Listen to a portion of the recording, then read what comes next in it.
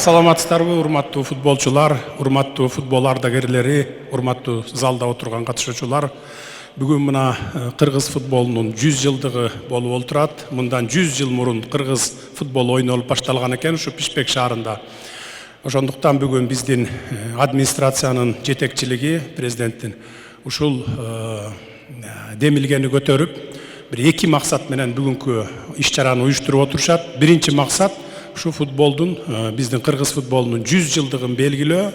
Экинчи максат бүгүн мына катарыбызда жалаң өмүр бою футболдо жүргөн ветерандар турат. Ушу ветерандарды ойнотолу, абушкаларды ойнотуп, кичине жаштарга үлгү көрсөтөлү. Жаштар да кызыгып мындан кийин футбол ойноп баштасын деп. Бизде мындан 20-30 жыл мурункуга караганда Кудайга шүгүр десек болот, ушундай залдарыбыз толтура, областтардын, райондун центрларында ачыла баштады.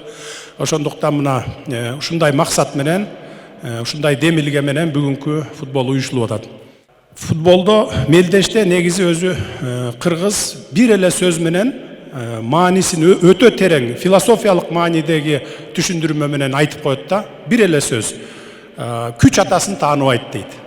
Ошондуктан бүгүн мына бири-бирибизди сыйлашпай эле, бири-бирибизди аяшпай эле, болгон күчүбүздү, болгон тажрыйбаңарды көрсөтүп, мындай бир кандай десем, таза, анан адилеттүү оюн болуш керек да.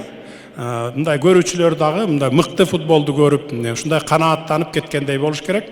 Ошондуктан баягы күч атасын тааныбайт дейт, күчтүүлөр жеңсин, футболду жакшы ойноп, ушундай жакшынакай жыйынтыктайлы.